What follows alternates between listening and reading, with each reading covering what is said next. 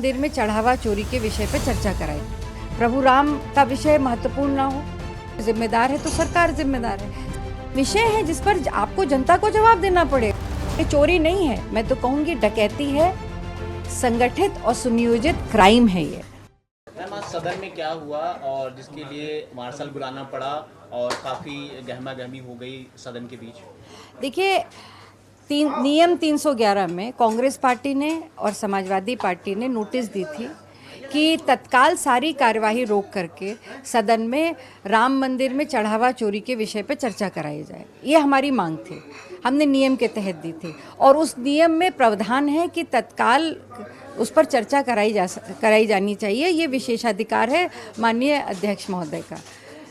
हम चाहते थे कि सब पहले इस महत्वपूर्ण विषय पे चर्चा हो जाए, उसके बाद सदन की सारी कार्रवाई चले। और आपने देखा होगा पिछले 4.5 वर्षों में सदन में हमने हमेशा सहयोग किया है कि सकारात्मक चर्चा हो, पर ये विषय ऐसा था जहाँ पे हम सिर्फ ये चाहते थे कि पहले इस पे चर्चा हो सकता है भारतीय जनता पार्टी के लिए प्रभु राम का विषय महत्वपूर्ण ना हो सकता है भारतीय जनता पार्टी के लिए चंदा चोरी का विषय महत्वपूर्ण ना हो, पर ये कांग्रेस पार्टी के लिए और एनडीए अलायंस के लिए बहुत महत्वपूर्ण विषय है। इसलिए इस महत्वपूर्ण विषय पर हम चाहते थे चर्चा हो। जिस तरह से आज गतिरोध पैदा हुआ सदन में, इसके लिए कोई जिम्मेदार है तो सरकार जिम्मेदार है। सरकार को क्या दिक्कत थी कि वो पहले इस विषय को सुन लेती? आखिर एसआईटी बनी, एसआईटी प्रदेश सरकार ने बनाई। आज एसआईटी के ऊपर जिस तरह से 50 दिन पूरे हो गए, 30 दिन में आपने रिपोर्ट तैयार करने को कहा था, 50 दिन में भी आज उसके ऊपर कोई रिपोर्ट नहीं आई है। आज एसआईटी के ऊपर सुप्रीम कोर्ट ने खुद टिप्पणी करी एसआईटी के गठन पर, आपको रिकॉन्स्टिट्यूट करनी पड़ी एसआईटी। तो ये सब विषय है जिस पर आपको जनता को जवाब देना पड़ेगा। आज जिस तरह से ज़मीन अधिग्रहण से लेकर के मंदिर के निर्माण से लेकर के और चंदा चोरी तक, जिस तरह से पूरी तरह से इस पूरे मामले में भ्रष्टाचार में लोग लिप्त पाए गए हैं, और वो लोग हैं कौन? ये अनिल मिश्रा कौन है? ये चंपत राय बंसल कौन है? ये गोपाल राव कौन है? ये आरएसएस, विश्व हिंदू परिषद और भारतीय जनता पार्टी से जुड़े हुए लोग हैं, और इन्हीं के संरक्षण में ये चंदा चोरी, और ये चोरी नहीं है, मैं तो कहूँगी डकैती है, संगठित और सुनियोजित क्राइम है ये। कल सदन जब शुरू होगा तो क्या रणनीति होगी? अब इस पर चर्चा होगी। मुख्यमंत्री ने कहा कि विपक्ष आलोकतांत्रिक व्यवहार अपना रहा है।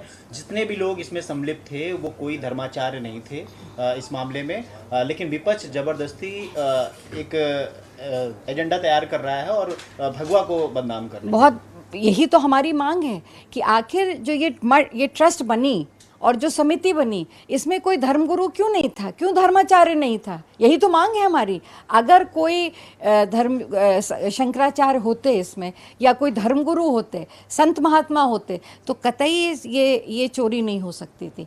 इसका प्रमाण है, इस देश में सैकड़ों करोड़ों मंदिर हैं और बड़े बड़े हमारे आस्था के स्थल हैं, हमारे ज्योतिर्लिंग हैं, हमारे देवस्थान हैं। ये किसी भी जगह जहाँ पे भी मंदिर हैं वहाँ पर संत महात्मा उसका संरक्षण करते हैं और संचालन करते हैं। आज तक तो कोई ऐसा विषय सामने नहीं आया जहाँ पे करोड़ों का चंदा आता है। कभी इस तरह की कोई बात नहीं आई कि वहाँ चंदा चोरी हुई।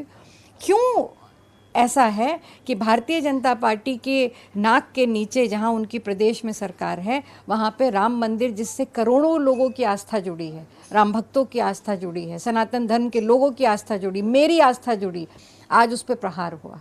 तो ये जवाब तो सरकार को देना पड़ेगा।